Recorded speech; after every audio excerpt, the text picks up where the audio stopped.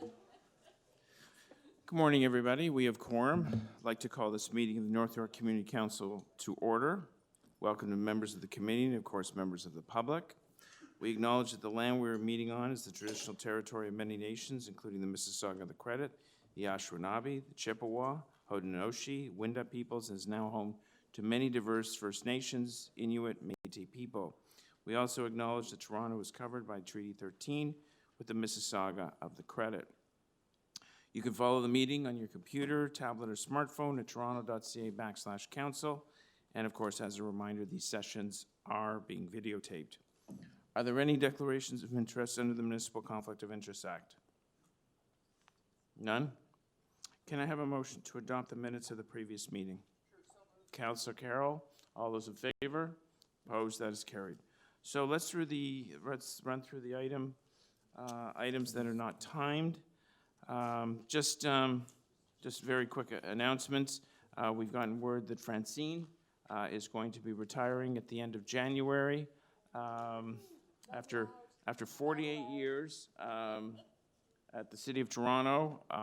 She has been a valued part of certainly the work we've done here and across, I understand, planning as well. So we'll have a chance to do a more formal retirement recognition as the date grows nearer. But I wanted to let everyone know. Marie Craig will be filling in and shadowing for the next 3 meetings, and Francine will be here till January the 31st. So a remarkable run at the City of Toronto, and as I said, we'll do something a little more formal as the date grows nearer. The chairman's going to host the party for her. I'm going to move a motion to block her retirement. Yes, we say move receipt, take no action on that announcement. It's Bring a Comedian to Council Day.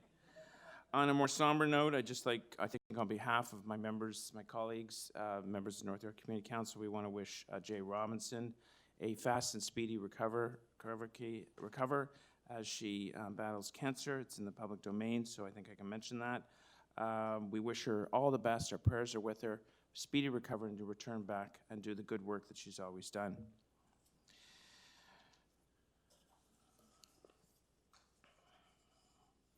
Item 10.4, preliminary report, official plan amendment, zoning bylaw amendments, 699 Sheppard Avenue East. Councillor Carroll. I'll move the staff recommendations. Staff recommendations on 10.4, it's community consultation. All those in favor? Opposed? That is carried.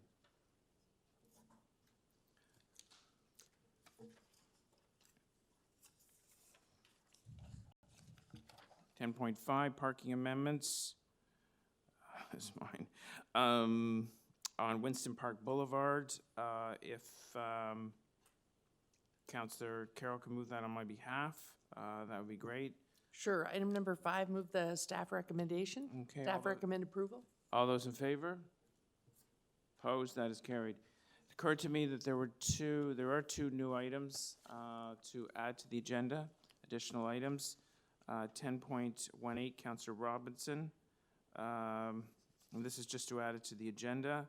It's stopping prohibitions. All those in favor of adding it to the agenda?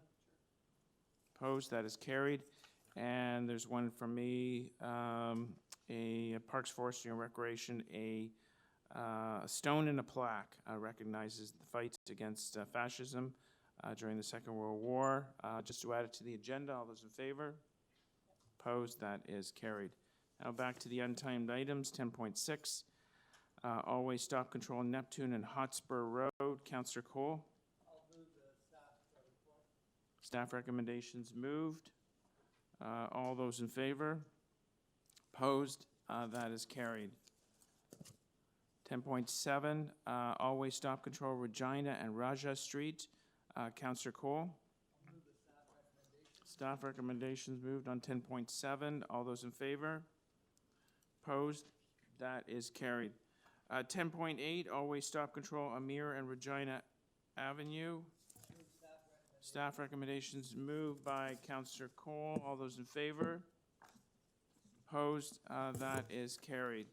10.9, parking amendments, Rosewell Avenue. I'll move staff recommendations. Staff recommendations moved on 10.9. All those in favor? Opposed? That is carried. 10.10, accessible parking space, Elm Road. I'll move staff recommendations.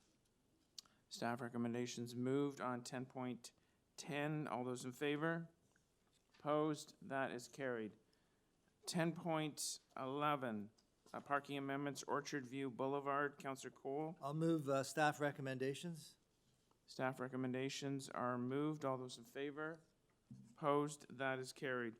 10.12, traffic control signals, Leslie and In on the Park Drive.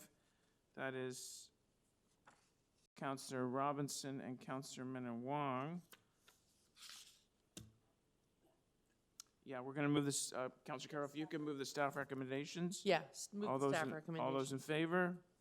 Opposed? Although it will inconvenience me, I will move it. Yes. Well, leave that for, I think this goes to council, if it's a TTC route, so you can do it there. 10.13, parking machines, Settlers Road. Counselor Carroll, I'll move the staff recommendations. okay. Staff recommendations moved on 13, parking machines, Settlers Road. All those in favor? Opposed? That is carried. 10.14, always stop control, Dudley and Alfred Avenue. Counselor Fillion? Staff recommendations are moved, authorizing of always stop control. On 14, all those in favor? Opposed? That is carried. 15 is fire routes. On Toro Road, Lillian Street, and 5180 Young Street. I guess that's split between myself and Counselor Fillion. If Counselor Carroll wants to move these recommendations, that would be great. Well, I think Counselor Fillion is okay with moving his own recommendations. Oh. Okay, we'll defer to you. Okay, all those in favor? Opposed? That is carried.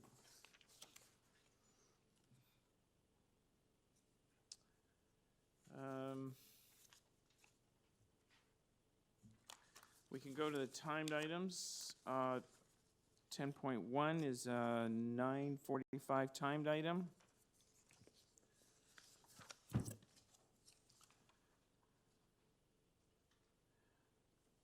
Request for directions, report official plan and zoning bylaw amendments for the plan of subdivision applications 815, 845 Eglinton Avenue East. No deputations. Are there any deputations for this item? No? It is Counselor Robinson. She's left instructions on this item. Are there any questions for staff? No, I wonder, but we don't know the motion. Are Right, we we just do. moving staff recommendations? Yeah, we do have direction. She's asking to move the staff recommendations, refuse and fight at LPAT, and keep negotiations open. Is there, Okay. is that I have no built into questions. the motion? Okay. So the staff recommendations are before us. Okay. No questions for staff, no speakers. Nope. All those in favor of moving the staff recommendations? Opposed? That is carried. Next item is, it's not quite 10 o'clock. We could do the two item items. Councilor Robinson's stopping prohibition on Bautista Court. Thank you for the correction. We got to get this right. Prohibits stopping from 8 a.m. to 10 a.m., 3 p.m. to 5 p.m., Monday to Friday, both sides of Bautista Court, between Rippleton Road and the west end of Bautista Court. I don't know, seems pretty harmless. Any questions for staff?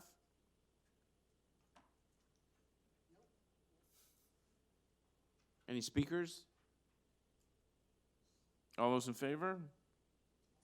Opposed? That is carried.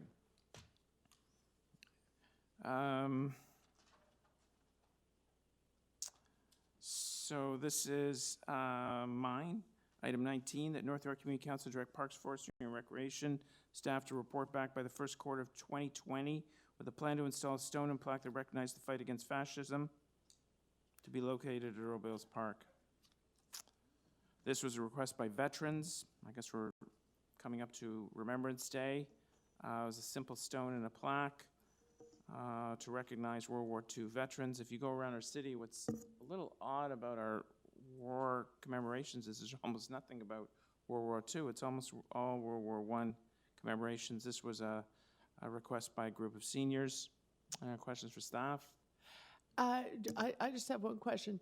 In terms of the staff that will look at this, I'm only asking this because I had a briefing that I think we will eventually all have with protocol staff about commemorations, flag raisings, et cetera, and any kind of commemoration around different nations, around veterans, et cetera. So in terms of this motion, well, it would be installed in a park, what staff will actually be asked to report? Would it be just Parks and Rec, or would they be consulting protocols so that it aligns with new policies? Do you know that? You're asking me? Well, I think at this point, I think I'm asking questions of the mover or staff on the floor. I can answer the questions. If your question is for the mover, I'd be prepared to. Well, I don't, our staff, I'm sorry, I I didn't doubt hear. Parks are here.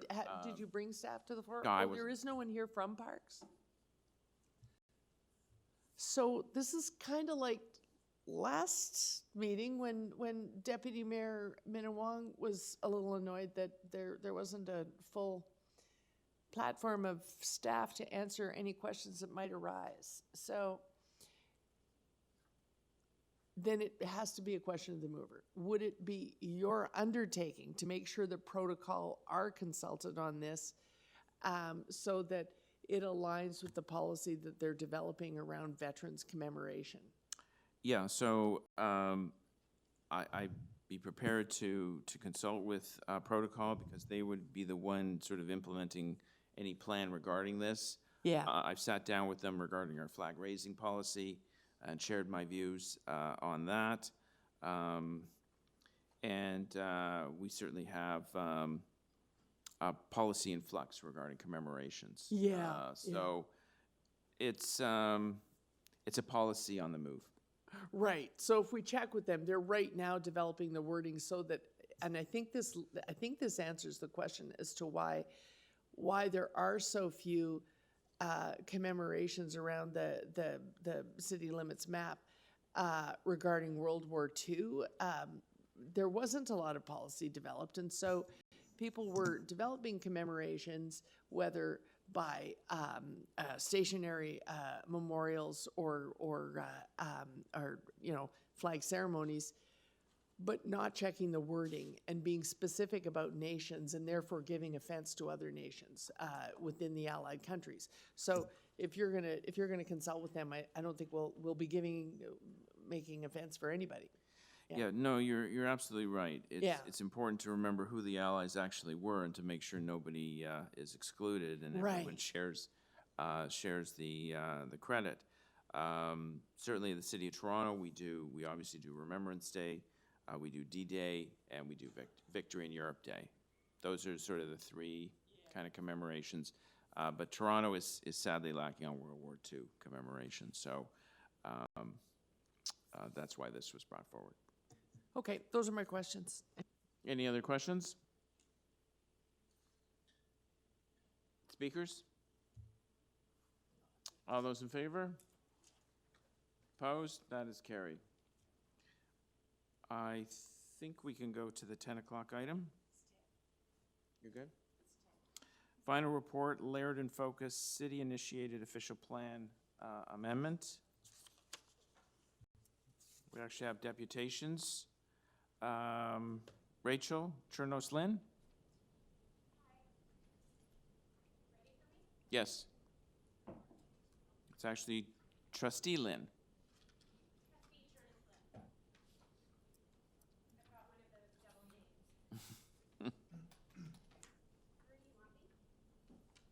here.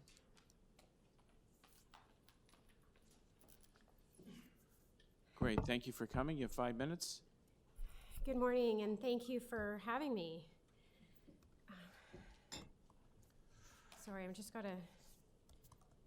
I thought there would be a long list before me, to be honest.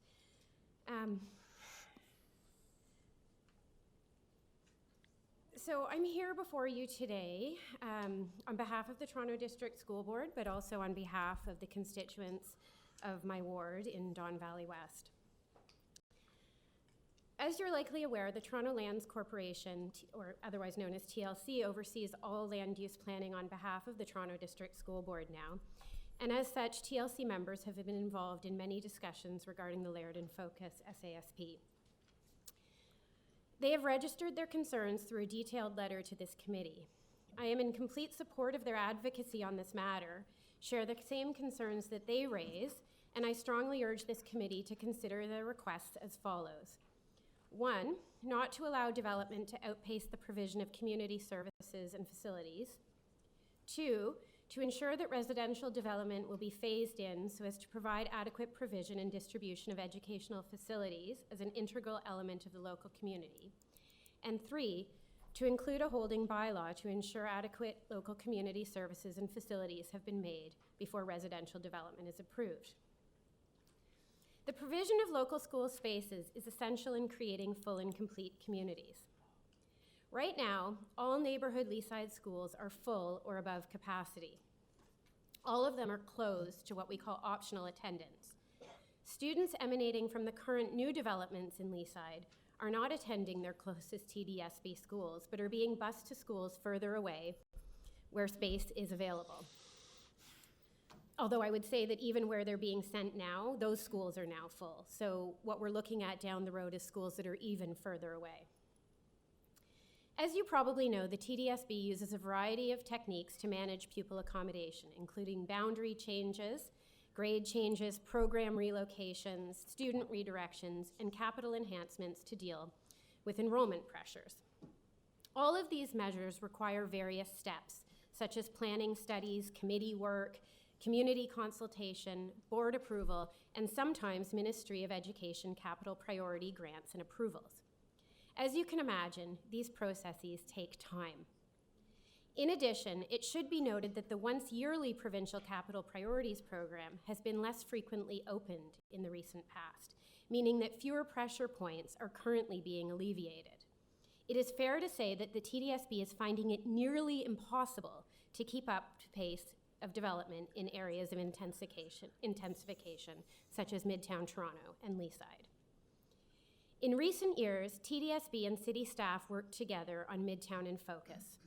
This was a landmark achievement, enshrining language that spoke to the importance of the creation of complete communities, with schools being an integral part of that vision. This crucial element is missing from the Laird and Focus SASP. My constituents have spoken to me repeatedly about the idea that community schools are essential to their own quality of life and to the quality of life in their neighborhoods. With this in mind, I strongly urge this committee to reconsider the wording of this current plan to include language that recognizes both schools as part of our essential infrastructure and provides a mechanism to allow for a phased approach to development. With these two provisions included, I believe we can better ensure the creation of a truly complete community. I am under the impression that there will be a motion, I'm not sure if it's been done already, adjusting some of the language from Councillor Robinson's office, and I think this is a good step, but I would also like to urge this committee to think about some of the things I've said in my letter as well, and I'm happy to provide the committee with these remarks that I've made written. I'd like to thank you for the time you've given me today, and also to say that I'm missing having Jay Robinson in the room with us, and am thinking about her. Do you have any questions for me? Thank you very much. Questions for the deputant, Councillor Carroll? I'm wondering if you could just repeat for me again the requirement you want us to make around schools?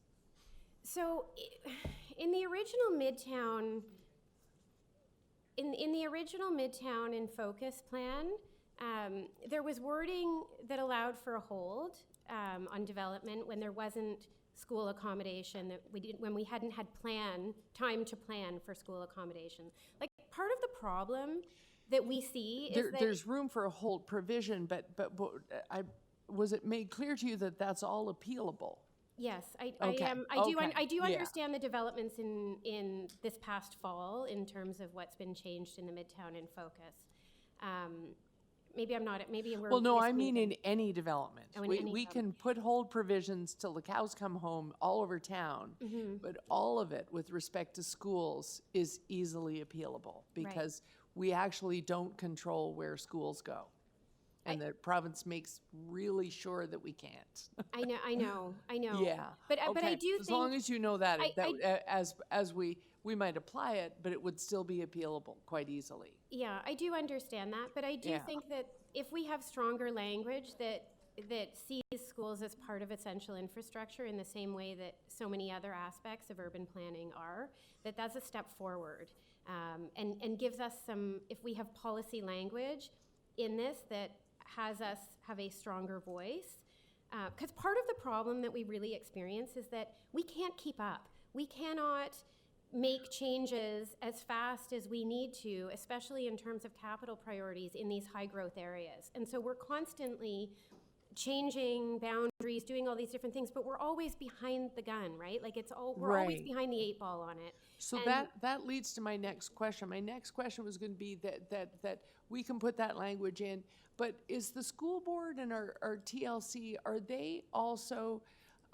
lobbying the province to do something about this in the Planning Act and in their Bill 108 reforms? Because So- if not, we can put whatever language we like, none of it has any effect.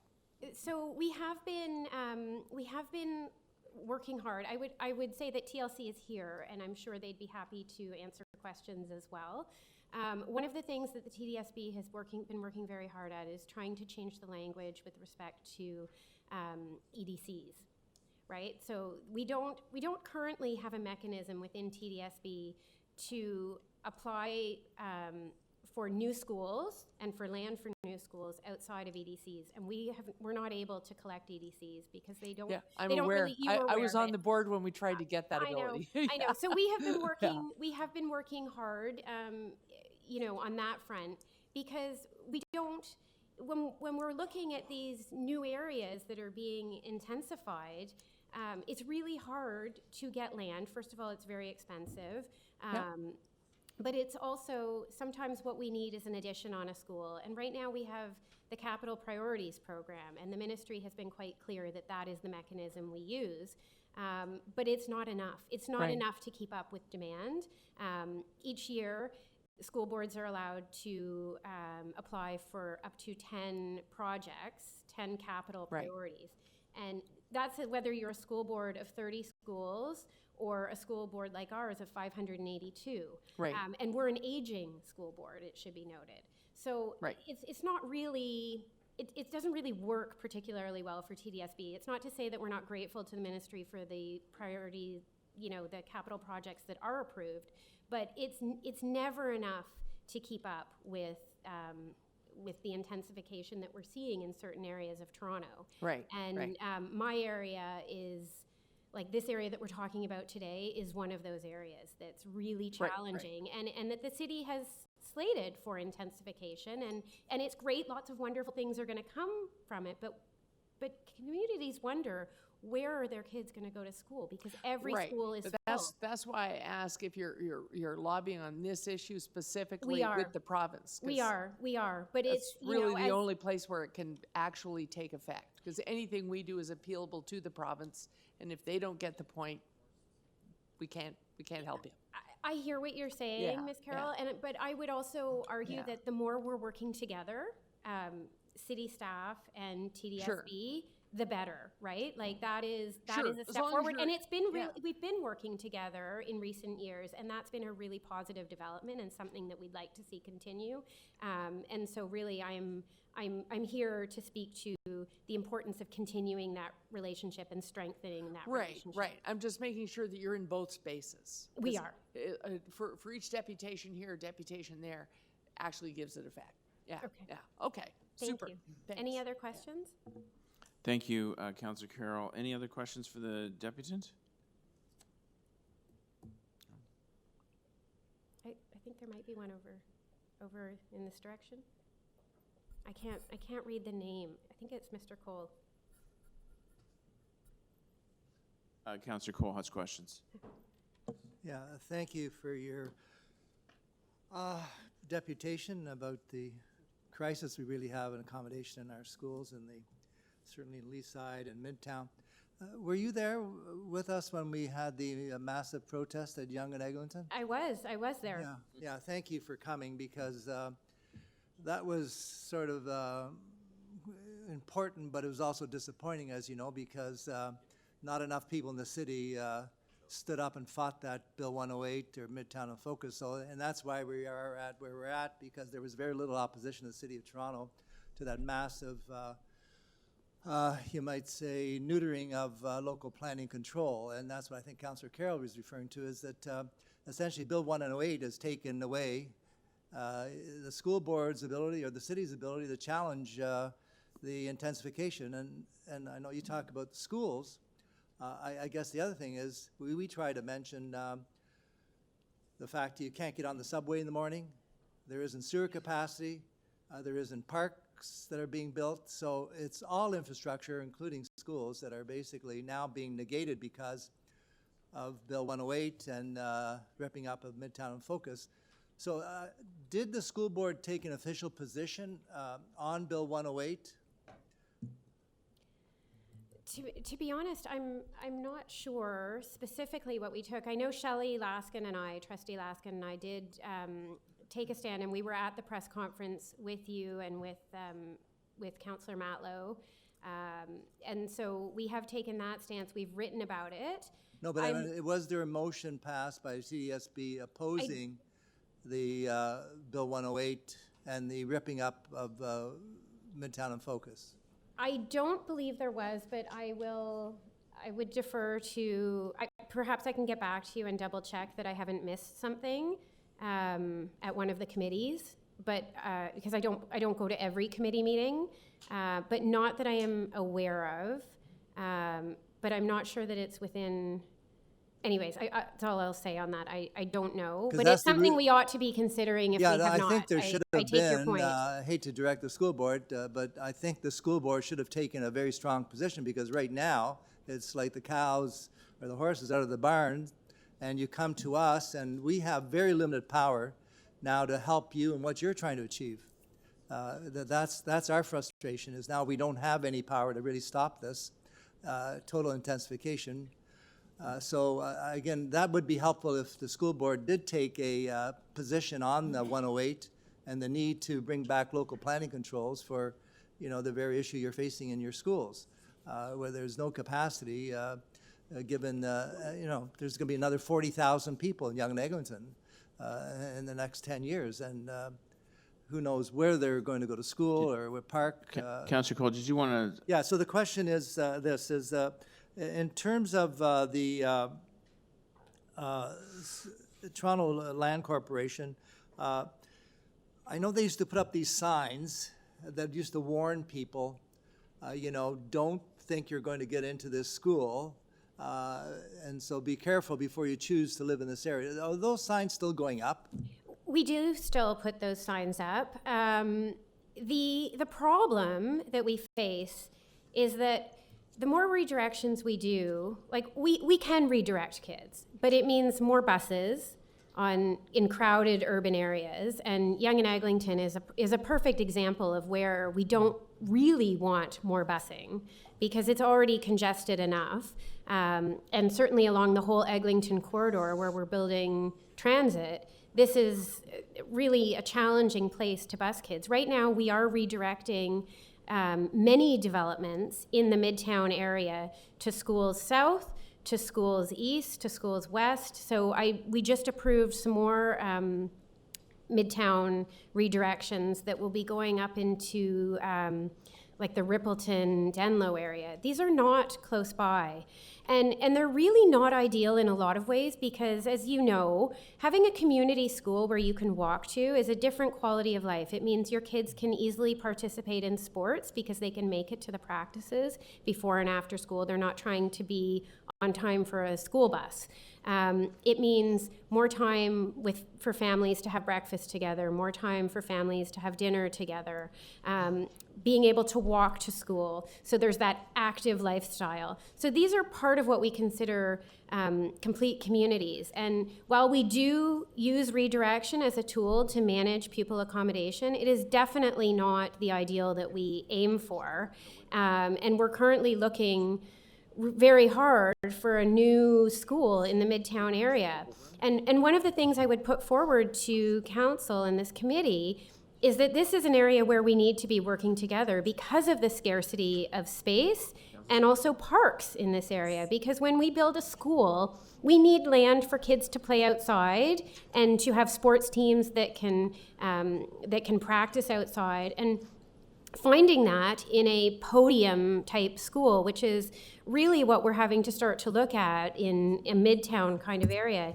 But are you aware that, All right, the last thing is, Councilor Cole, you're well over 5 minutes here. And okay, anyways, that Bill 108 has reduced the amount of park dedication from 10% to 5%, so we've got less parks.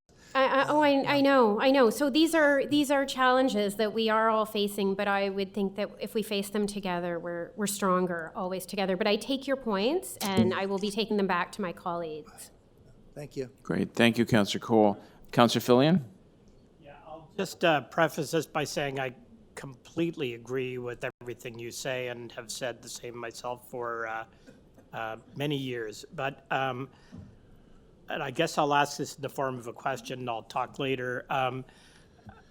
Are you aware that in an area like Willowdale, and Willowdale specifically, which has experienced the same problems as Yonge and Eglinton for decades and still does, where we have schools being built and the kids can, we have condos being built where the kids can look out their window at the school, literally, and can't go there, and they keep getting bused further and further afield. I have been completely unsuccessful in engaging both the school board staff and Toronto Lands in trying to be involved in appeal board hearings that deal with that subject. I have tried concerted effort by myself and the planning staff for 2 or 3 years, and at least 2 years, and to no avail. So I'm disappointed to hear that. I will say that I'm a new trustee. I was elected last fall, so I'm just coming up on the end of my first year. It's something that, as a parent and as a parent council chair, I was advocating very strongly in my community for my former trustee to be coming to these hearings, and there was always a question of why weren't trustees and the school board appealing every single hearing. My understanding, though, having joined the board, is that in the recent year or two, there has been a change. In the last year, TLC has been given wider direction from TDSB, from the Board of Trustees, to become more active and more involved in not simply the real estate, but the advocacy on behalf of the school board. So their mandate has changed and broadened, and I do know they are here today, and they have been quite involved in the Laird in Focus study, dealing with city staff and advocating on behalf of the board. But I agree, this is something that has been lacking in the past, and I have worked a little bit with Alexander Brown, who is the trustee in Willowdale, and my other trustee, Shelley Laskin, because we are all experiencing this growth, and we are all feeling that we need to be very vocal. And so this is something that is why I am here today, right? Like, Sure, and that is why I'm here. Yeah. I'll make some comments later because I can't think of how to phrase it as a question. And Alexander's been great, but there are some major gaps here in the school board helping us help you. Thanks. So what I would encourage, just to add to that, I think it's important for us to be aware of where you see gaps. And I would encourage an offline conversation where we can talk about these things and work together. Because when we do have a coordinated approach with city staff and TLC and trustees, that this is where we're probably strongest. Because it's an issue that we're all facing with our constituents. Thank you. Thanks for your comments. Any other questions for the deputant? No? I just have a couple. Okay. Dispositions of properties, I understand that process has been frozen, but historically, the capital from the disposition of surplus properties went into building or state of good repair for schools. Is that still the case? I don't believe it is. I'm not incredibly experienced on all of this stuff, but the way the EDC's law is written does not allow us to do everything we want. And the proceeds of disposition, I believe we have to get approval in order to use them for capital repairs. But don't quote me on that, because I'll be really upfront. I'm a new trustee, and I know I can't use that as a crutch forever, but I'm not the person to answer those questions, but I can get you answers to those questions if you like. Well, I think it's excellent that you're here because we've always considered the TDSB to be fairly disengaged from the planning process. When I left the TDSB 9 years ago, there were 100 half-empty schools, and that was part of the problem regarding EDCs. They weren't going to be eligible for it as long as that capacity was there. Has that changed dramatically? Right now, there is a moratorium on closing schools. So that's part of the problem, and we have been advocating at the ministry level to lift that moratorium, because we are aware that some of our schools that, especially secondary schools that have 400 or 500 kids, are not strong enough schools because they can't offer the diversity of curriculum that provides a rich high school experience. So part of the problem that we're facing is that we have schools that are under capacity in certain areas and schools that are incredibly over capacity in other areas because of the uneven pattern of development, but also because of historical trends of where kids want to go to school. And one of the things that we have noted is that a lot of, especially at the high school level, kids will apply for optional attendance, and on the TTC, they will pass by 3, sometimes 4 schools in order to get to their desired school. And one of the things that we are currently undertaking is a review of optional attendance and a secondary school program review that will hopefully create recommendations that will encourage trustees to make some changes at some of these schools if the moratorium is listed, and to encourage boundaries that are local, so that if kids are encouraged to go or required to go to their local school, those schools will be stronger. They'll be perceived as stronger. They'll have enough curriculum that they can offer because the numbers will be robust enough.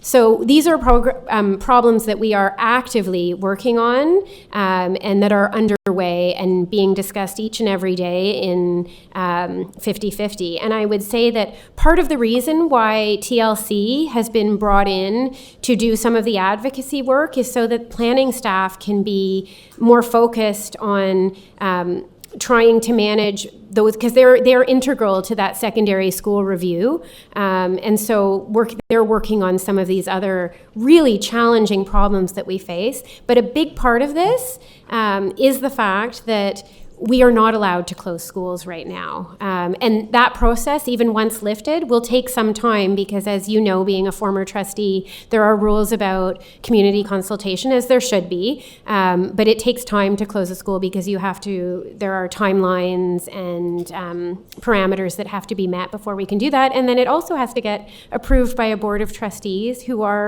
and that faces its own set of challenges because most communities aren't normally in favor of closing schools. So it's a complicated issue, but one that we are actually really working hard at, because we know that when we're looking at the future of the Toronto District School Board, we need to be planning for the long term, and there's some really big questions we need to tackle in order to be a more effective school board. Okay, Thank you very much. Any other questions for the deputant?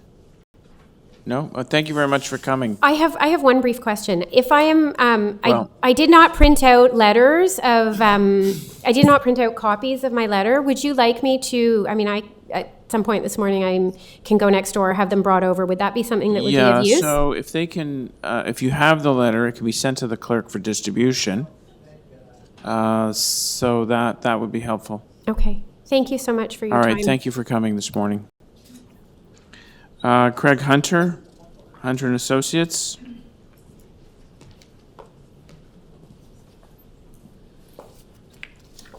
Great, thank you for coming. You have 5 minutes. Good morning, Chair, members of Community Council. My name is Craig Hunter. I'm with Hunter and Associates, and we're the planning consultants on behalf of what I'll be calling the Gentile Benedetto Group, which is a series of companies that hold extensive land holdings both within and adjacent to the Laird and Focus area. I've made this very fancy graphic up top, which will illustrate just the extent of their holdings, and I think it's relevant in terms of the comments that we've made.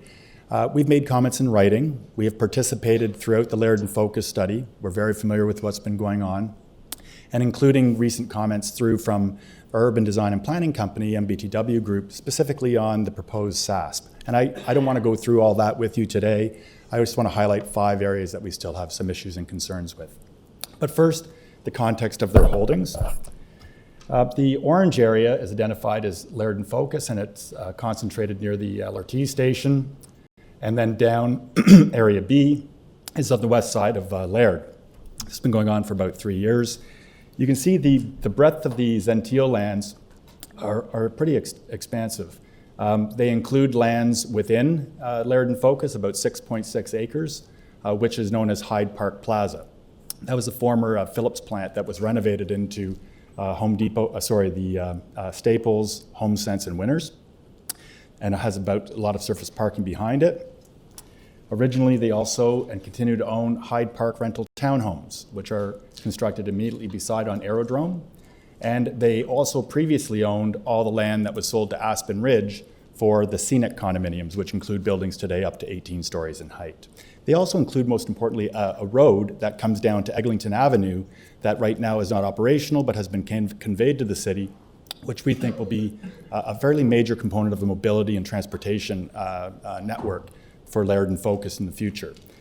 Also importantly, they own all the employment lands between Vanderhoof, which is shown here, and Research Road as it bends around towards the Sunnybrook Valley, save and except for Leonard Linton Park, which was conveyed about 20 years ago through a master planning exercise about 3 decades ago for the entire holdings.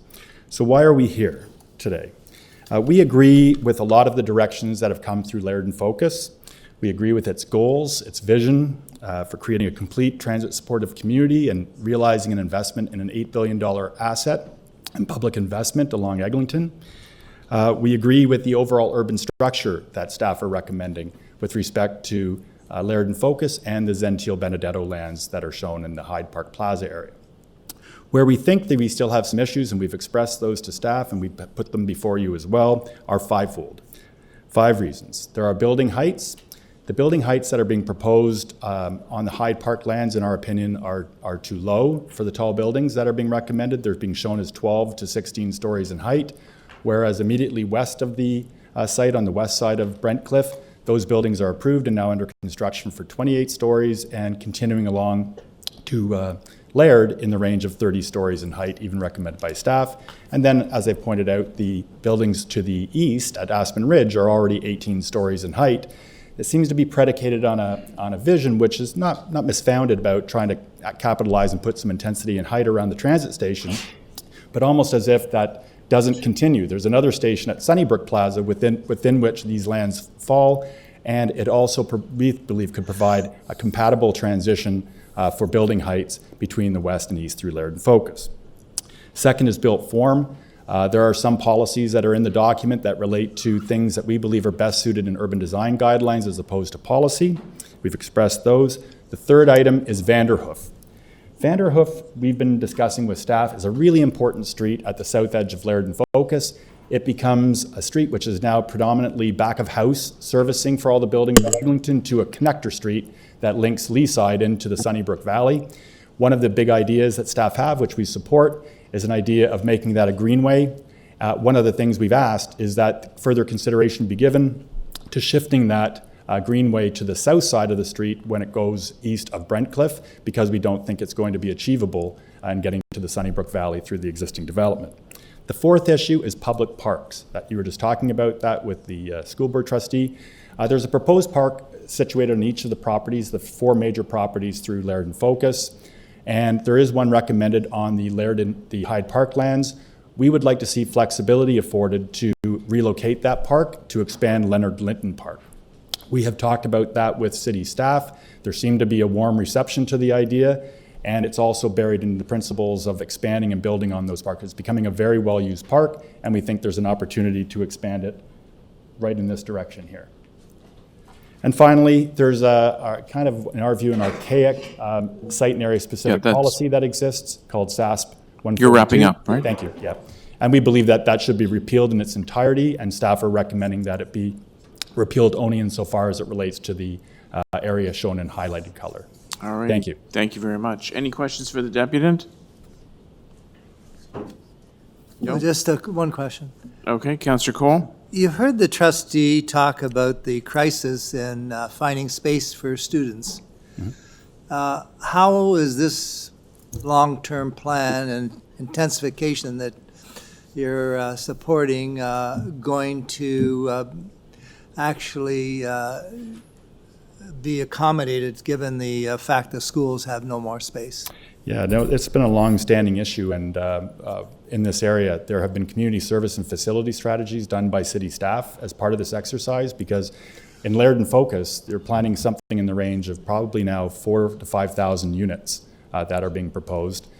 There were, through that direction, a direction for a community service space, which is being provided on the RioCan lands closer to the LRT station. And right now, we've seen no overall direction as to how the future residents will be accommodated within these areas, other than the traditional means that you were raising before, whereby you might have signs up posted for that your children not be accommodated in the local area. But from the get-go on this, I don't believe it's an individual responsibility of each of the landowners, but collectively doing the planning work with the city and the school boards, there needs to be a solution for how to accommodate students. And that's been a constant theme that we've heard during our interaction with many members of the community and other stakeholders locally. So this series of applications and the whole future of this area is not going to help deal with this crisis in accommodation in our schools. If to date, through the chair, Councillor Cole, we've not had any expressed interest from the school board that I'm aware of that's asked for a school site on these lands or in the local area. That's my knowledge. So you'd be willing to maybe consider, if the TDSB made a request that part of this development include a school being built I think on these lands? That hasn't been proposed? It has not been proposed. And Okay. again, there are applications, both well advanced. We've dealt with the first one today with the RioCan holdings, immediately adjacent to the Hyde Park lands, which are not in a pace right now for immediate development. They have long-term leases on that. But right across the street, there's the Camrost development, which is now proceeding with construction. And again, I believe under the more traditional means of accommodating kids. Okay, thank you. You're welcome. Thank you, Councillor Cole. Any other questions for the deputant? No? Thank you very much. Thank you for your time. Jeff Cattell.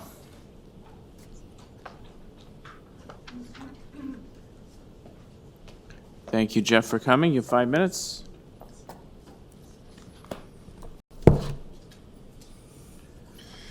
Thank you, Councillor Pasternak, members of the committee. My name is Jeff Cattell. I'm I'm wearing the hat of co-president of the Leaside Property Owners Association. Actually, as of last night, we're now the Leaside Residents Association. We've been involved in throughout the planning process, including a representation on the local advisory committee, the feedback at each stage of the study, and on the related planning applications, especially the rear can site. We note that resident comments at the September the 17th open house and subsequent correspondence continues to reflect community concerns regarding Laird in focus, generally in regard to Area A, that's the Laird and Eglinton corner there, and the over to aerodrome. Concerns with height, massing, the design and the fit, architectural character. And in Area B, on the west side of Laird, building height and massing, including setbacks to the adjacent neighborhood designated lands. And thirdly, impacts on mobility, physical infrastructure, social services, and yes, schools, which are not part, some of those are not part of the SASP, as you know. We'll comment on those concerns and indicate the extent to which we share those concerns. We note that our comments must of necessity be preliminary because, frankly, we've only had the SASP since October 29th and the Urban Design Guidelines since October 31. However, we are pleased that you do incorporate a number of the suggestions we made with respect to an earlier version of the SASP. We are pleased, first of all, in terms of Area A, the big block, we are pleased that progress has been made to create and begin to implement a cohesive vision for this area. The scale and level of intensification in this location demands that this intersection develop a civic space that would work at both the community and the city scales. The proposed OPA demonstrates a big improvement from the earlier layout, which was frankly a series of similar blocks with little planning basis other than open space links and roads of how the parts might work together to form a cohesive and vibrant new community. Indicative of this change perspective is the creation of a gateway and public plaza framed by the new transit pavilions for Laird Station, serving as a grand entrance to the Leaside Community Centre. It becomes a new centre for Leaside. At a city scale, these apparently minor but significant changes, switching the location of the Piazza Community Centre with the private building, would provide a dynamic visual break, which would not only mark our Leaside community, but also celebrate transit along the Eglinton corridor. And secondly, placing the park to front onto Laird and Vanderhoof and adjacent to the community space. And thirdly, moving the office building to the southeast of the site. Density and building heights. We'd previously expressed concerns about the uniformly high densities proposed and the large amounts and the high proportion of residential compared with industrial employment uses. You may recall the Leaside Province conducted a survey in 2016 when the Diamond project was just coming forward, 939 Eglinton. Over 2,000 Leasiders responded, an incredible response. And in response to the question, do you think that a building over 11 stories, i.e. a tall building, is appropriate? 92% said no. We believe that the Leaside community continues. We moved on a bit, but there are still concerns. We acknowledge that the city planning context has changed dramatically as a result of Bill 108 and the revised growth plan and the changes to the Planning Act and the changes to the reversal back to the OMB from the previous government's local planning appeal tribunal. As such, we now, somewhat reluctantly maybe, support the city's proposals regarding assigning specific density and heights. You've got to have certainty. So that's a good thing, that they've marked on the heights on map 3. And we had a concern, it was stated to us, when Laird in Focus was just beginning and Eglinton Connects was ongoing, that the density would be put into Block A. And the other corners, the other 3 quadrants, would be protected. And we continue to hold the city to its earlier stated intent to limit intensification on the other 3 quadrants at the Laird-Eglinton intersection. Employment lands. The SASP policies seem to address the mixed-use designated lands, but not the employment lands, which is that bottom 50 meters. For example, what about policies supporting live-work in the area and encouraging incubator hubs? Jeff, got if you could, a business park.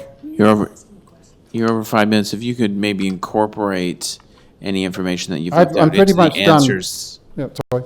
Oh, if you could wrap up.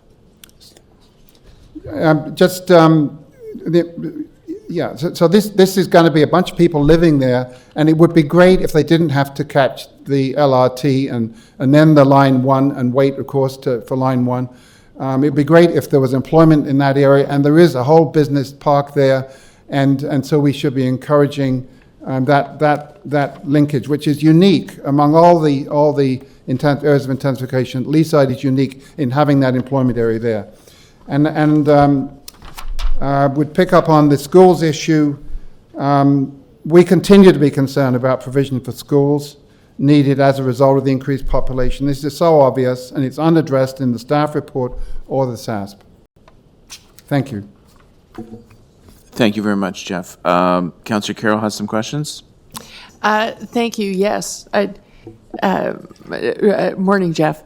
Until TELUS moved in, I would have said you're dreaming to try and keep the employment there, but it is really possible because there are still some core bases there.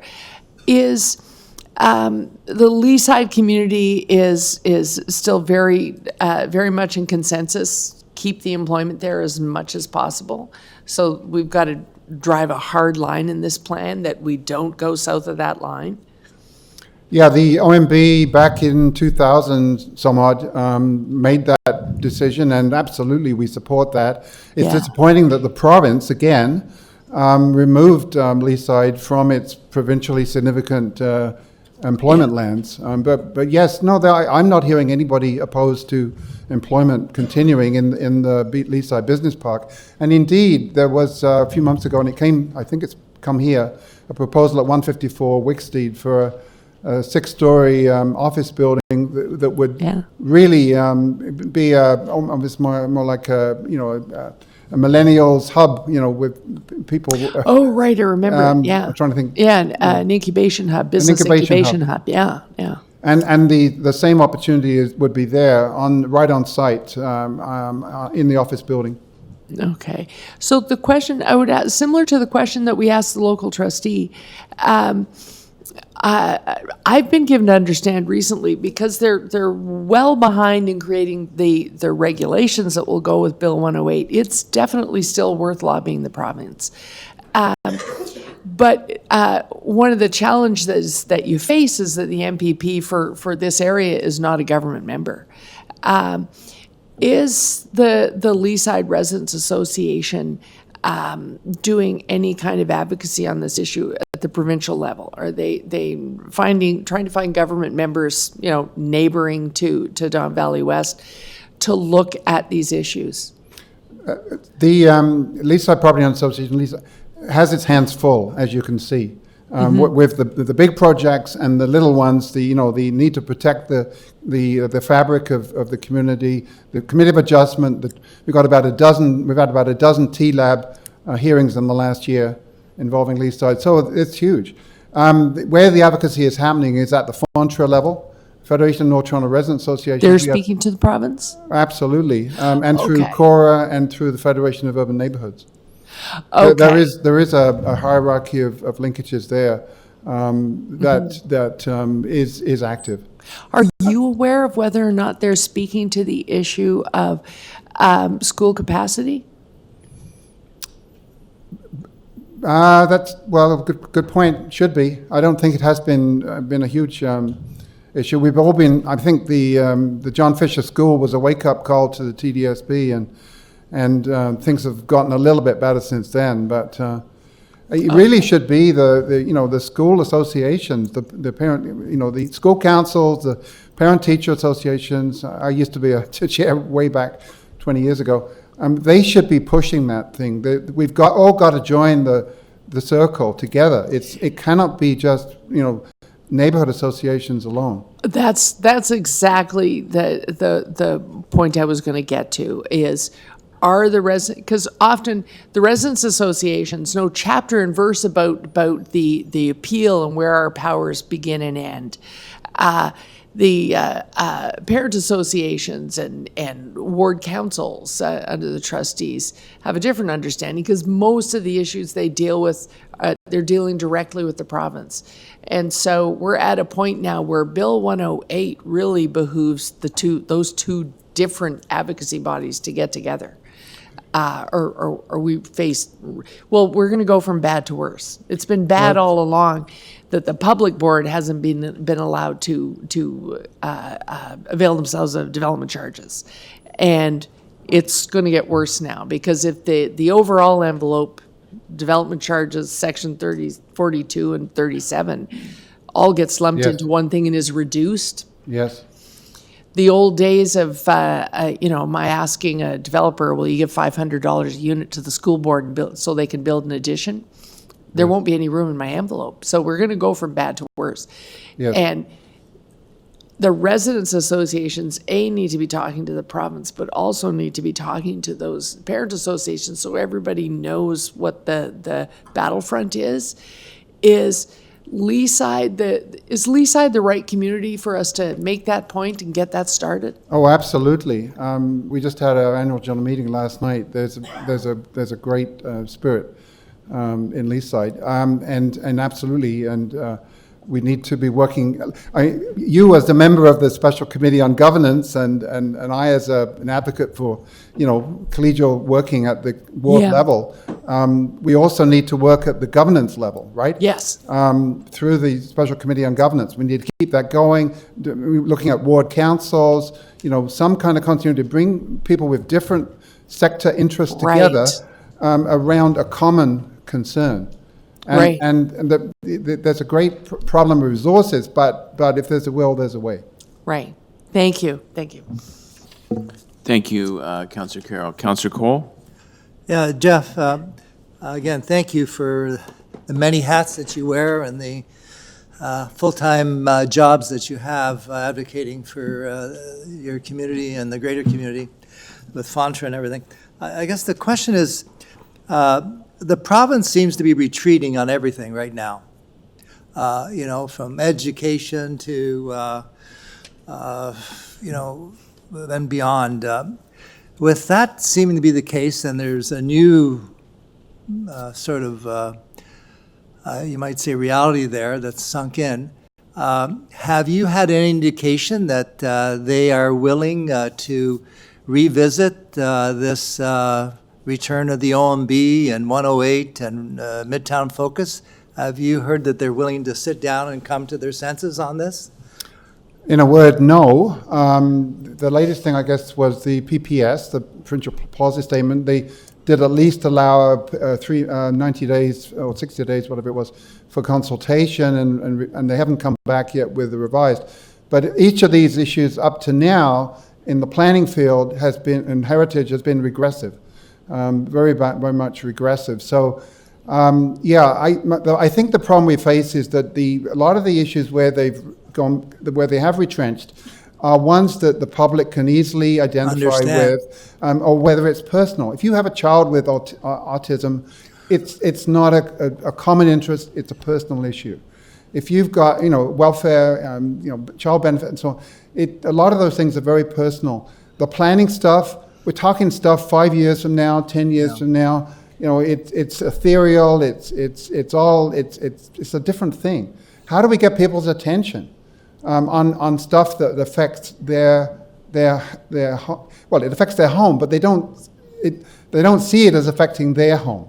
It's affecting a community, but they don't. It's really hard to communicate that stuff, and so we really have to start to get our arms around how do we actually start to push back on these issues, which are more complex than some of the ones that they have retrenched a little bit. Some of them, as you know, are just delays. They're not actually haven't really moved back. They're just delayed. So. Yeah, and you made an interesting comment about the employment lands. So there was as part of the provincial review of the employment lands in Toronto, you're saying that the area, what happened to that employment land situation in Leaside?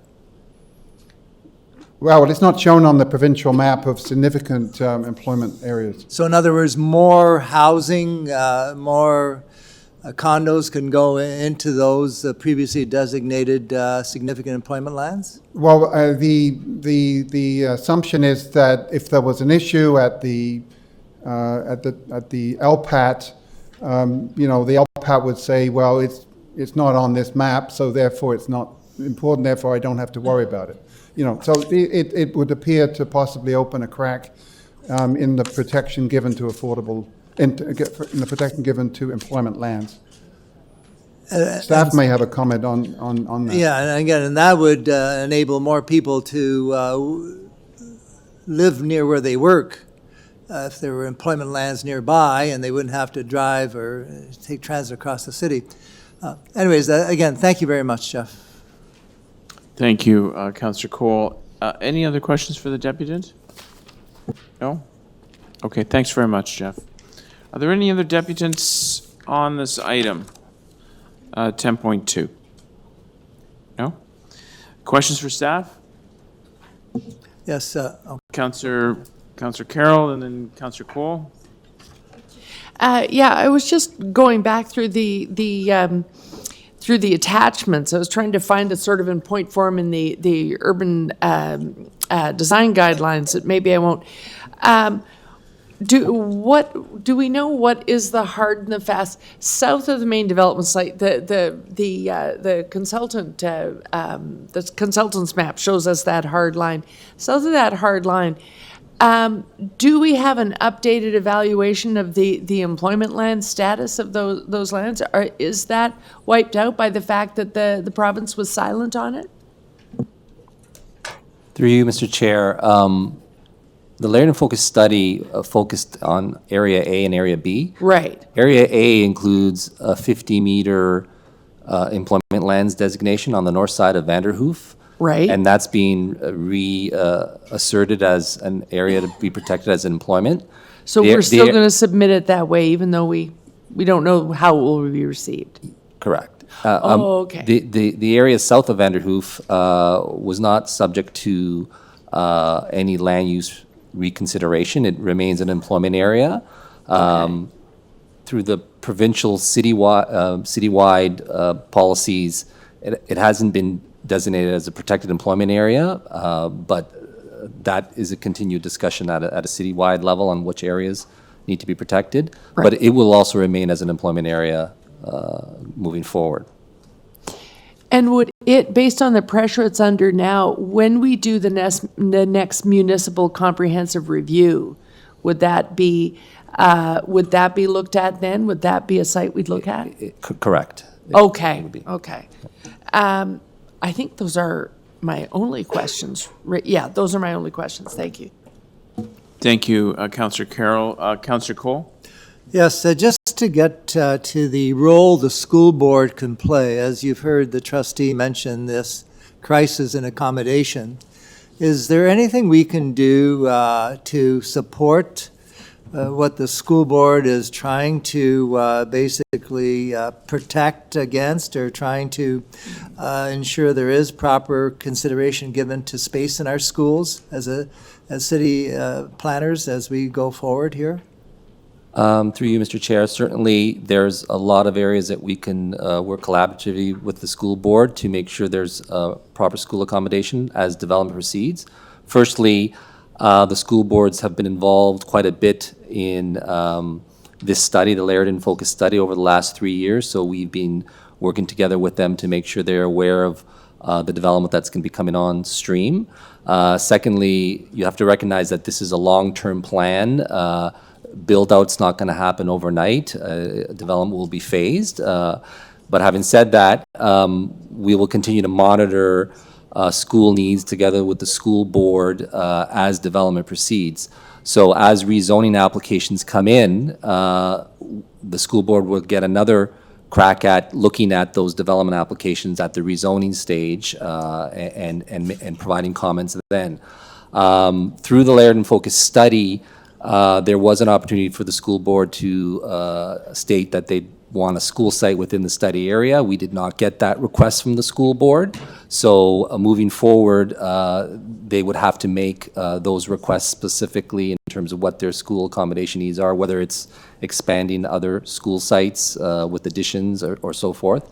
The last thing I could just say is that given the letter and the deputation from the school board and the concerns that they've expressed, We have worked with the local counselor's office to add some language to strengthen the site and specific area policy, and I believe that motion's been provided to the clerk as an amendment to the SASP that you have before you, and that language talks about monitoring school accommodation needs and working with the board to make sure there's school capacity.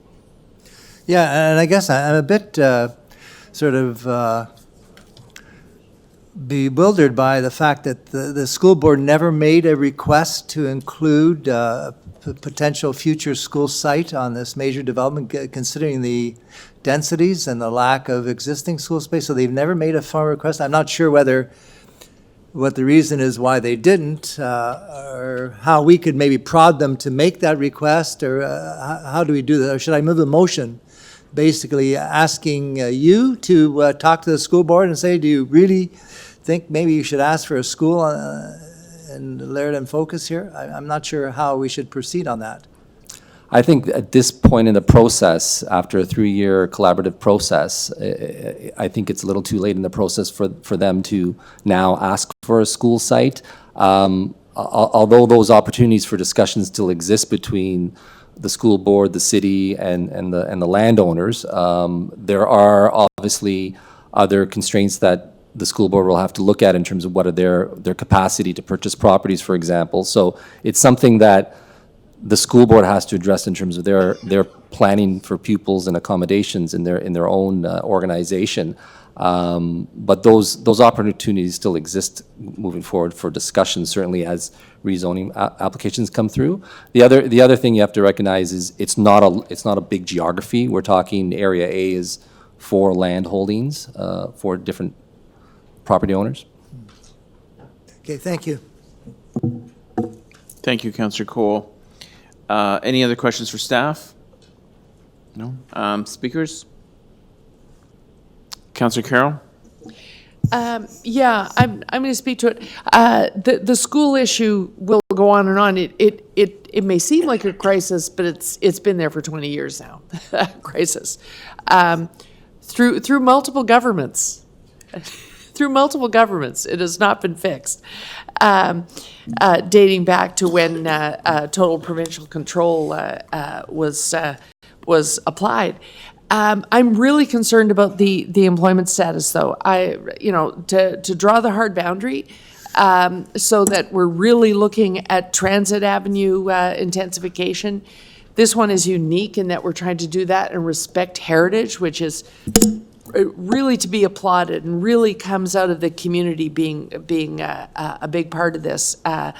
Really, we're always really impressed with Leaside's activism around that, such that that's being factored into what is an employment zone that, with the arrival of TELUS, is now of interest to more businesses. They're facing transit intensification, still trying to hang on to a massive amount of heritage-built form. And so that's all to be applauded. But it is going to require constant vigilance. There's strengthened language in Councillor Robinson's motion that I understand you're going to be moving on her behalf. It doesn't delve deeply into the school issue, and I have to say that is the frontier on which we do all have to get together and start fighting. Mr. Kettle is right in that it needs to be putting together some sort of ward forum group. The thing that we would like to continue the Special Governance Committee to continue talking about, because we know the community knows such a body needs to exist, and yet we still don't have a recommendation in front of us to start the process of deciding how those would be formed. So we don't see the work of that group as being complete. But here is the perfect example of why you need one. Because this whole area really is under crisis because of the school accommodation formula or lack of formula. But it needs policy because it's not being represented by a government member right now. And so driving the point home of how bad this is really hard to do unless you lobby your local MPP to fight this from opposition, and also get to the government members who are right now having their staff look at regulations. This is a window of opportunity. They really do need to look at it. A win for them right now, when everyone is mad at the way this current government is handling education, would be to do something about this. And they're missing an opportunity if they don't. But I'll tell you this.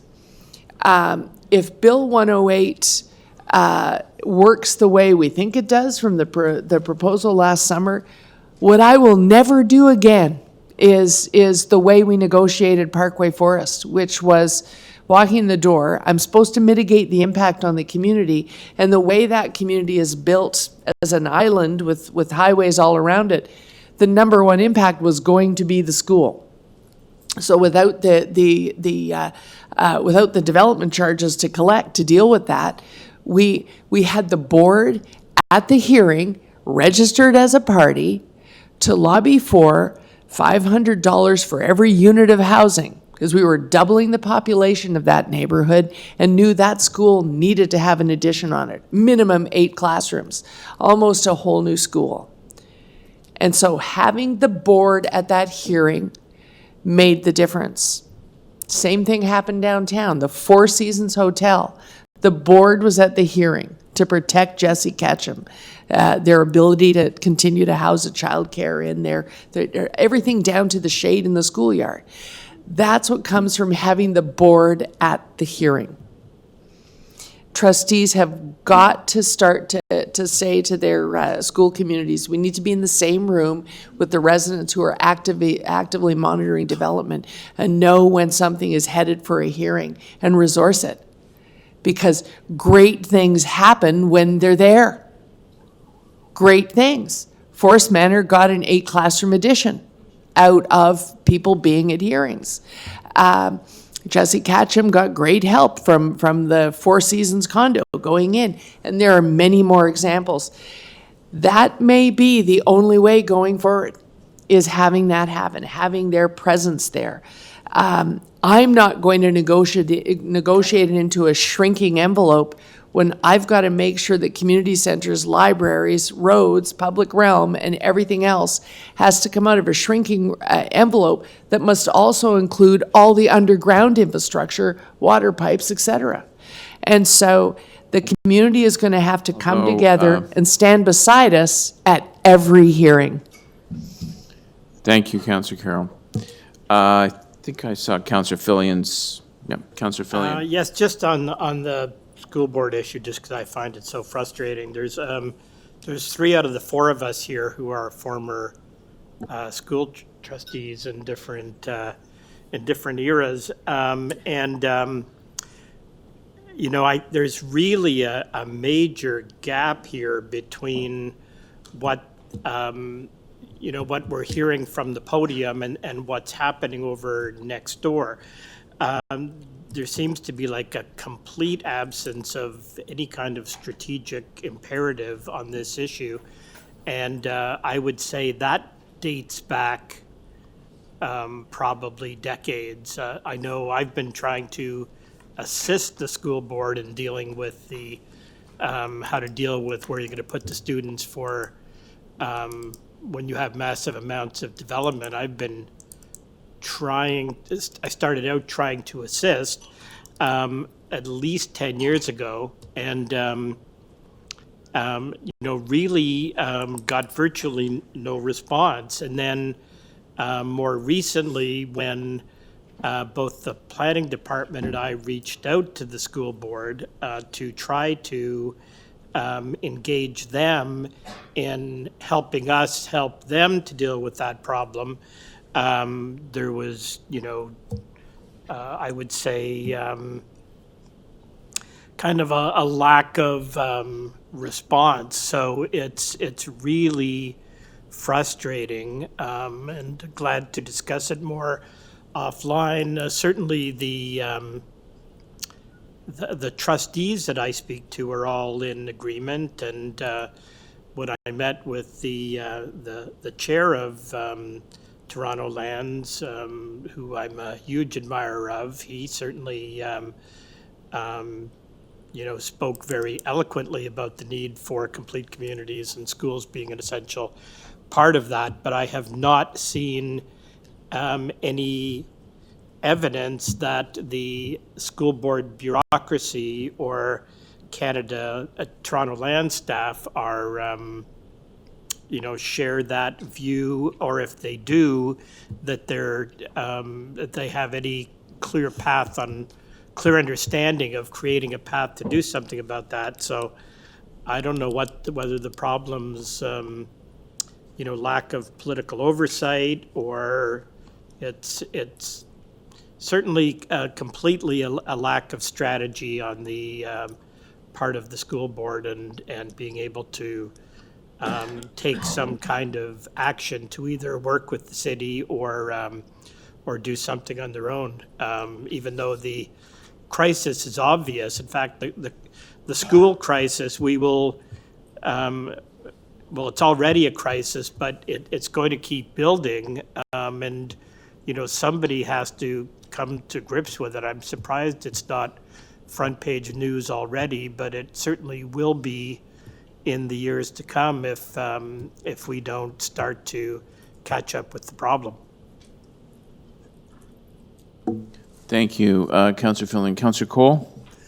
Yes, I just wanted to thank Jeff Kettle. I think he really summed up the reason why we're in this black hole of Bill 108. It seems that the Premier is retreating on an issue every day, yet on the most critical issue in the future of the city, the planning of our city, there's nothing happening, and that's because people just don't understand this complex issue, and they don't know how it's basically going to impact them, whether it's getting school space or getting a park, getting traffic somewhat under control, So that is, I guess, the reality of how people try to work these complex issues out, and we're stuck with that, and that's why I said, I know Councillor Filion and Carol and myself, we had emergency meetings about 108 and the ripping up,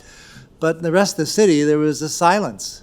And nobody even raised the alarm bell about the OMB coming back, and yet, when the decisions are made here at Community Council or the city, everybody's going to blame the city for allowing another condo to go up, not realizing that basically with the OMB on steroids now, what are we going to be able to do when the condos go up at 18, 24, 30 stories, 5 of them stacked in one corner? But anyways, so that's the frustration we face. I just think that there is a window of opportunity here if we could ever mobilize people, whether it be the schools, school representatives, the trustees, and people across the city, because I think that the changes are afoot in the province, but unless we ask for those changes to take place and reverse the OMB decision and 108 and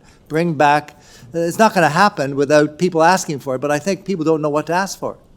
They're totally befuddled by a very complex planning system and the language, the jargon. So that's why we're not getting any movement on this. But I'm very hopeful that if people do mobilize and want these changes, they will be reversed because they know that in the long run, this is not the way to plan a city and accommodate all the needs that we have in this incredible, challenging city. So I just, one anomaly I do find is that this whole plan, the Laird and Focus, doesn't include any kind of accommodation for future school needs. I just find that bizarre. I guess maybe people think that everything there is going to be singles, millennials without children. I don't know, but somehow there's nothing, and that's not the fault of, I think, even the landowners, but you think there would have been a proposal for a future school there as part of the long-range planning, but maybe there's another answer that certainly I haven't been made aware of. And then again, the worst thing of all is that the new regime now basically reduces a city's ability to provide amenities, whether it be community space, school space, because the development charges are basically almost cut in half. So therefore it's going to be impossible as we get more and more intensification, more and more housing, and yet less ability for the city to provide any community facilities. And that's community facilities, never mind the sewers, the roads, the road infrastructure. There's going to be hardly any ability to meet these incredible pressures we're going to have in certain parts of the city with the reduction in the development charges, et cetera, and getting rid of Section 37, Section 42. That means less going into an area and yet more coming into an area. And more, I mean hyper more coming in. What the provincial plans are for different nodes in the city. It's frightening times ahead. Thank you. Thank you. Thank you, Councillor Cole. I'm just going to share a couple of comments because we're touching on the school capacity issue, which is a major issue in dozens of different pockets of development across the city. But you're not going to solve this problem by the traditional way of handling a large number of students beyond existing capacity. You're not going to be able to buy a 5-acre parcel of land, and that's on the small side, for an elementary school and then build. Building a school in a tight urban environment in today's real estate prices is totally unrealistic. The only realistic approach is to take the existing school structures and build onto them, either building on at grade or building on top of them. The school board has to get off its addiction to portables. We've seen it in so many schools around our various neighborhoods, and it's important to realize that portables are not the solution and not the answer. At the same time, it's important to realize, and particularly with the proposals in front of it, these are private lands, and you can't just say build a school here. The school board, through the Toronto Lands Corporation, would have to negotiate the purchase of those lands and then build accordingly. Could there be a recommendation in the staff reports that, based on various agreements between private parties and the school board and the province, could they build? I think a mention of that is important, just the way we do with transit. But it's also important to remember that growing density is not always a bad thing. I can tell you that in neighborhoods where the schools are vibrant, where they're close to capacity but not at capacity, those are thriving, livable neighborhoods where the future of those schools are preserved. The last thing you want is a school that's half capacity or a quarter capacity in your local neighborhood, because that school will be targeted by both the school board and the province for closure, which is a bad thing for neighborhoods, a bad thing for the province, a bad thing for the city. Going forward, density also produces other dividends for local neighborhoods. I put together my traditional list of things that we do for the local school board, TDSB. Councillor Carroll may correct some of these numbers, but I have $6 million going into pools. I have $15 million going into student nutrition programs. I have $25 million going into school crossing guards. I have $1.5 million in daycare rental subsidies, and this isn't even counting what we call the Section 37 benefits, where we're putting capital into local school playgrounds, and I've done that on numerous occasions across our ward. That comes into the low millions across the city, as the City of Toronto takes these development fees or charges and reinvests them in their local school. And I haven't even counted the capital we use to build daycares in our local schools. So healthy schools and investment in schools is one of the benefits of density. But of course, the wider problem is what do you do when you reach capacity. So with that, I think it's a conversation that's going to be coming back to us more and more in the years to come. I think the school board, I'm seeing signs that they're more engaged in what's going on here at City Hall, which I think is a good thing. They have to be part of the planning process, and they have to come to not only this venue, but they have to come to the public consultations for various property develops, the statutory meetings in neighborhoods, because school capacity always comes up. And in my concluding remarks, I'm reminded that I'll be moving on behalf of Councillor Robinson. I thank my co-chair for giving me these friendly reminders. That's what co-chairs are for, or vice chairs are for friendly reminders. If we could put it on the screen, this is amendments I'm moving on behalf of Councillor Robinson.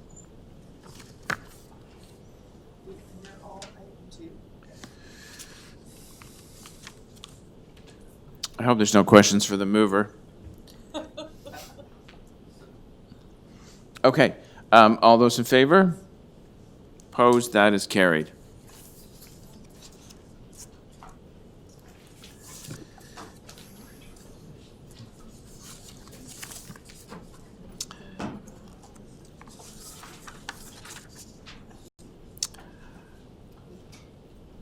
Item 3, it's tied in with what we've just done. Inclusion in the City of Toronto's Heritage Register, Laird in focus. I don't have any deputants on this item. No? Okay. Questions of staff? Any speakers? No? Okay, we've had instructions from Councillor Robinson to move the staff recommendations. So staff recommendations are on the floor. All those in favor? Opposed? That is carried.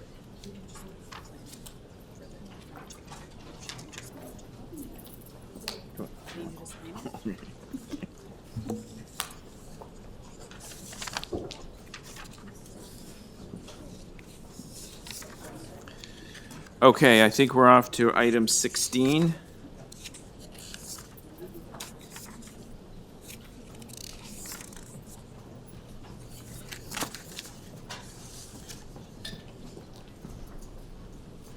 Item 16, refusal of a Boulevard Cafe permit application located at 3204 Yonge Street, Woburn Avenue flankage. Do you have a deputant on the matter? Charlotte McDivitt? Is Charlotte? Yep. Charlotte, okay. Mr. McDivitt. Okay, thank you very much. You have 5 minutes. Thank you, Chair, and morning, everyone, or is it afternoon? Thanks for your time. I'll be quick. I'm here representing Menchie's, Young and Lawrence. My sister and I, Muriel, are owners, and we were denied our application for a small patio. So I just wanted to, and so we've come to appeal that decision, please. So just to show you where we are, this is Yonge and Lawrence is the closest intersection, so that's actually Woburn Avenue and Yonge. So this is the area where the patio will be, just over here, in this small area here. Just moving up. Okay. This is just the view from where the residents see the place. And then this is just a drawing of the actual patio itself. So it's small. It's 2.6 meters by 3 meters, just at the closer to Yonge Street. This is what the fences would look like. And then this is just an image of, just across the road from us, another patio that is in existence already. And then if I could just raise to the council, please, these are just points. We've been part of this community since 2011. So we're a small, low-impact local business. We employ about 10 people. We do fundraisers with the schools all the time. And really all we want to do is create this small, pleasant space. There'll only be 2 tables with 3 chairs at each one. We'll have the umbrellas. It's just a nice outdoor space that'll be primarily used in summer. And we bring everything in at night. The plans that we've submitted, and we submitted them in May this year, meet all the guidelines required by the city. So it's just to please request if you could reconsider the decision for this application, please. All right, thank you very much. Questions for the deputants? Councillor Cole. Oh, hello. Did you contact my office about this? I don't Permit? believe we No, we did. just went through the normal process of applying for the Boulevard Cafe. And then when they did the poll, we came back where... So you have not let my office know about your request for a Boulevard permit? We went through the normal conventional Think- systems Okay. of... Councillor Cole, I think the answer Application. is Yeah, and I was no. just checking to see whether we had any communication, so we have not. I don't believe Okay. so. Just the other thing is, so what do you hope to do with this patio? So it's really just a little outdoor space. I mean, it's a frozen yogurt shop, so it's just really for customers to have an outdoor space while they have their frozen yogurt, to have it outside. So it's not alcohol or? There's no alcohol, Just it's really friendly tame. It's frozen not a yogurt. rowdy crowd. We've been there since 2011, so we've been there a long time, and really, it's There'll quiet. be no It'll loud be nice. music or No late loud- night parties or? No, it's not going to be an all-day Karaoke, disco, no I assure karaoke you. out there? Okay. All right. Thank you. Okay, any other questions for the deputy? Okay, thank you very much. Thank you very much. Actually, I do have a question. Have you been given a reason why it was denied? So the only reason, they say here there wasn't a majority approval in the ballots received a when they polling did issue. the poll. And so I know that there's one neighbor who, I don't know, I don't know. I don't know why it would be when there's one right across the road. Okay, thank you very much. Thank you. Questions for staff? Councillor Carroll? So I understand with Boulevard Cafes, there only needs to be one negative response to the poll, and we got a problem. Is that the case? Through you, Mr. Chair, the issues that typically come up with the polls is it's more of a majority in terms of the dynamics when we send out the polls, because the polls are done throughout a generic area of the establishment. Right, And then right. based on that, then we take, the greater of that and then submit back our response. So was there landslide opposition to people eating yogurt at Young and Woburn? I don't have the specific numbers. I wasn't given that in the report, but with my understanding is that it probably doesn't take too much to put it into the negative. Okay, and so it is a pretty modest one. It doesn't even the cafe proposed, the Boulevard Cafe proposed, doesn't even go the full depth of the building. So if we were to approve it anyway, are there any design red flags? It seems like a pretty modest design and a very wide sidewalk. And full disclosure, I used to live at 3210 many moons ago. Basically, the entire application meets our criteria, and there are no negative impacts on our end. But through the process, we have to do the poll, and it's where the poll became the issue. Other than that, the size and its location and such all meet the requirements corresponding to our department. Okay, and last question. When we conduct a poll, is it generic language that just says a boulevard has been applied for? Or are we allowed to make clear it's a yogurt establishment with no liquor license? Are we allowed to put that kind of detail in the poll?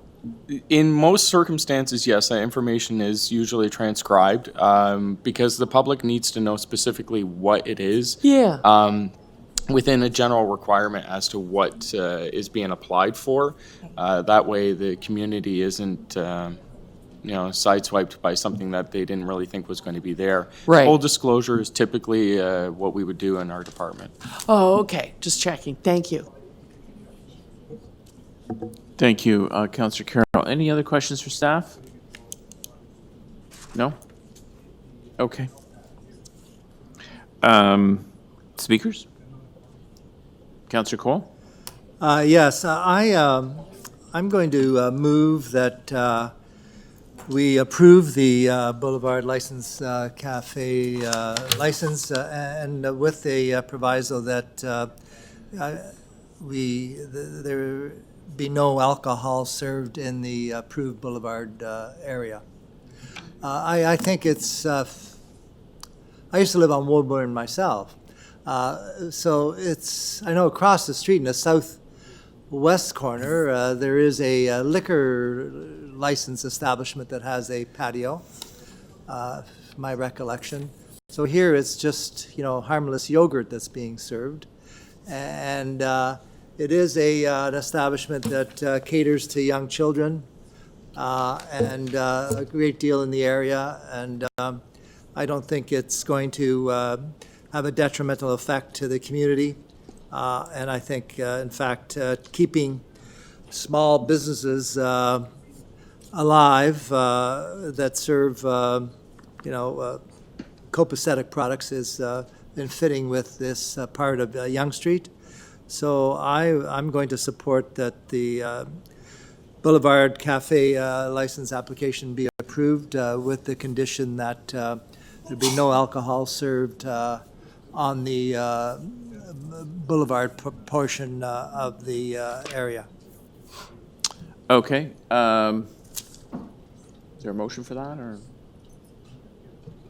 They're just, okay, the motion's on the way, but Councillor Cole has moved approval. Are there any other speakers? No? I'm going to support the local councillor. I'm sort of reading this report here. It's just so vague. I think there's a flawed process here. And who knows who wrote back on these ballots? It could be, people who see this this wonderful business run by entrepreneurs as a threat, or competitors, or I think nothing beats street life. And having a patio like this, I think, is a positive thing for retail, for the business sector, for the neighborhood. So I'm prepared to support the local councillor. There we go. The motion is on the screen. All those in favor? Carries unanimously. Thank you very much. Thank you very much. Thank you. Okay, you're very welcome. Good luck. Item 17. This is a request for a fence exemption. It's been here twice. It's been deferred twice. It is in Councillor Robinson's ward. Questions for staff? Councillor Carroll? I do have questions of staff because I've been staring at this picture for a long time. So the issue with this fence, and I'm sure people have memorized now the picture in Appendix 2. The issue with this fence, as near as I can understand from the report and looking at the policy, is that the part of the backyard that is driveway, this is an interesting one because it's a corner lot and the garage has been allowed to be put there. The part of this yard that is driveway, that is the area that should be fenced with open mesh fencing. Is that the issue? Through you, Mr. Chair, any fence or hedge that is within 2.4 meters of any driveway has to be see-through or made of materials that are allowed to be see-through. Right. So tell me this, because I'm recalling another property. If the applicant had created a wood fence around his backyard, which came down the side yard as it does here, past that tree, but when it got to the required driveway area, the wood fence went across the back of the driveway so that it was flush with the garage wall, and the driveway was outside of that fence, would he be in compliance? Because we've seen properties like that in my own ward. Based on your description, the only violation that I could see picturing what you're explaining would be the rear section of the corner, where either that particular corner would have to be see-through, or Yeah. another option is that typically it's about 2.4 meters of a diagonal area would be cut out, which at that point in time, it would allow the constituent to have privacy, but allow for that portion Yeah. to be see-through because there wouldn't be anything there. Right. So he could have a private backyard, he just wouldn't have a private driveway, and then he would be in compliance. That would basically be it, yes. Is it, so how did this fence arrive? Do we have any knowledge of how it was applied for in conjunction with the building and renovation of the house? Would he have been told at the counter that that was the issue? As soon as he submitted a plan orienting the garage this way and putting a driveway across the back of his lot, would he have been told that he couldn't fence that in? No, they wouldn't. There is no requirement for a permit in order to have a fence. So the fence itself would be a cosmetic add-on that the property owner would put into their property outside of the actual garage being built. It would be up to the owner's onus and responsibility to read the bylaw in terms of any requirements of a fence, enclosure, or privacy fence in order to make sure that it is built corresponding to the compliance of the requirements of the bylaw prior to actually installation. And so here's where we get stuck, because we don't say that at the counter. Wouldn't you say that we have a bit of a flaw in the process? Because, let's take a look at this house. I'm guessing the owner didn't build it with his own bare hands. In this neighborhood, he probably hired a contractor.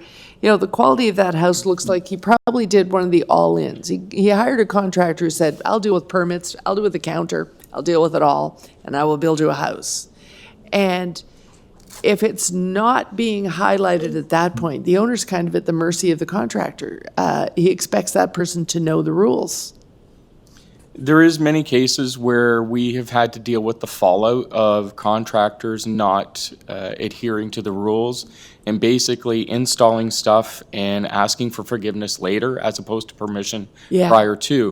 The problem is that our department ends up being the bearer of bad news, where we got to step in and say, I'm sorry, you've spent a lot of money in this particular case, but you're not allowed to do what you've done. Here are your options, where we offer the option of a fence exemption to bring forward to council as to whether or not they're permitted to do what it is they're doing. Is it a flawed process? It's only flawed if no one comes to us in the first place. We've had many constituents come to the counter with proposals, with ideas, and typically our staff, including myself, will say, bring forward us a visualized drawing of what you're looking to produce, as opposed to a narrative. So that way we have a clear understanding of what it is they're intending on doing, at which point in time we can then pull up similar eye view drawings where we can show overhead descriptions of their property and give them an idea of what they're allowed to do. And we arm them with that information. At that point in time, it would be up to them to adhere to what we've given in terms of suggestions. But as a property owner, they do have the responsibility of making sure whatever goes up does comply with the requirements. Right. Okay, thank you. Those are my questions. Thank you, Councillor Carroll. Any other questions for staff? No? Any speakers? Councillor Carroll? Yeah, this is awkward because this is one, it got referred a couple of times, so we don't 100% know what the councillor's wishes are, but I've got to go with my own conscience here.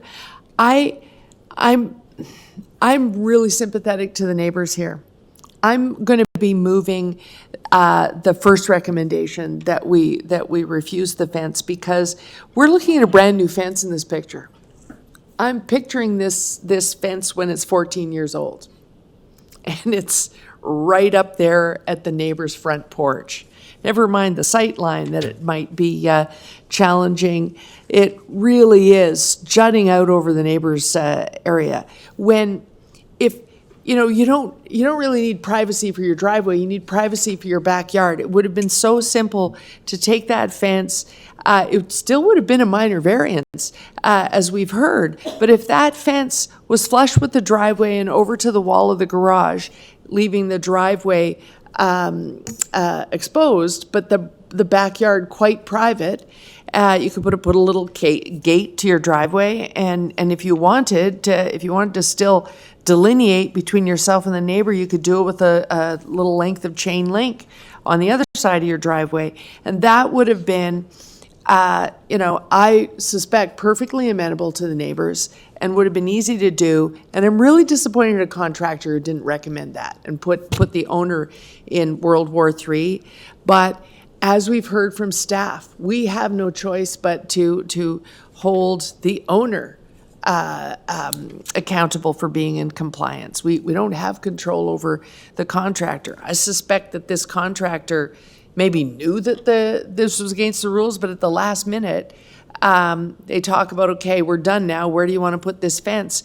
And, if you've been on a site for 10 months and taking $50,000 a month from the owner to build his house, and you've now got $500,000 of his dollars in your pocket, you hate to say no. So they just went ahead and broke the rules. Neighbors be damned.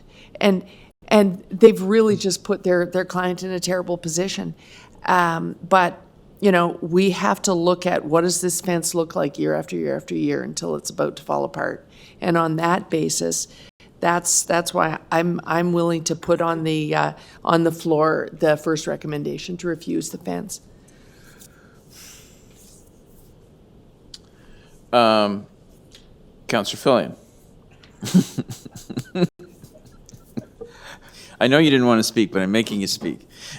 There's 4 councillors, could be a tie. I suspect we're doing the local councillor a favor by dealing with this today, because it really is that one hand, and on the other hand, when I heard the applicant at the last meeting, I was quite sympathetic to what he was proposing, but when I look at the picture that Councillor Carroll has here and think, if I lived in that house next door, I would think it would be absolutely ridiculous that my city government wouldn't say, no, you cannot, this is illegal, and they can't do it. So one of those ones, hard to know which way to go, but I would be inclined to go with Councillor Carroll. All right, Councillor Coole. I'm supporting Councillor Carroll's Solomon-like treatment. Yes, we need a Solomon among us.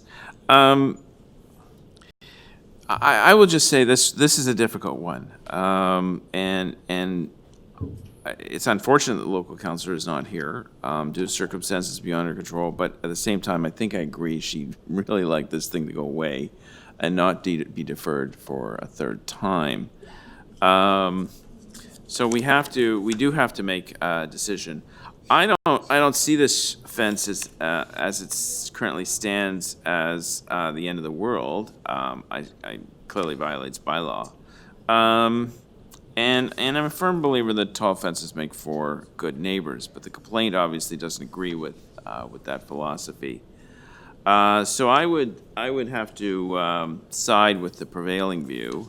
Normally, I would grant the application because I think government is going too far in this case, and to sit down with the owner of that fence and work out some kind of compromise. I've always gone to visit various sites and meet with homeowners and MLS on site and try and work out some kind of compromise. That's, I don't think, possible here. So it looks like the refusal report will carry. So, Councillor Carroll, you're moving the option 1, the refusal report? Yep, I've already Okay. spoken. All right, all those in favor?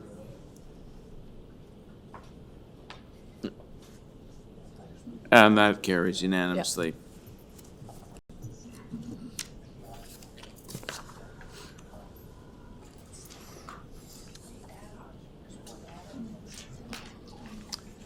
Just confirming that we're done.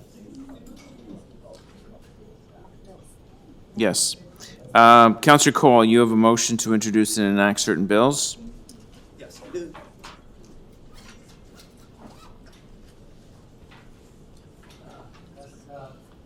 I move that North York Community Council pass and declare as bylaws Bills 1524 to 1532, 1567, and 1570. Prepare for the November 5th, 2019 meeting 10 of the Community Council. I so move. Thank you, Counselor Cole. Shall these bills be passed and declared as a bylaw? All those in favor? Opposed? That is carried. Counselor Carroll, you have a motion to introduce and enact the confirming bill. Yes, that the North York Community Council pass and declare as a bylaw a confirmatory bill to confirm the legislative proceedings of the North York Community Council acting under delegated authority at meeting number 10 on November 5th, 2019. Shall this bill be passed and declared as a bylaw? All those in favor? That is carried. Thank you very much, everybody. Thank you to our wonderful clerk staff, members of the public who are still here, and of course, our city staff, and of course, counselors who are here today. Enjoy the rest of the day. We are adjourned.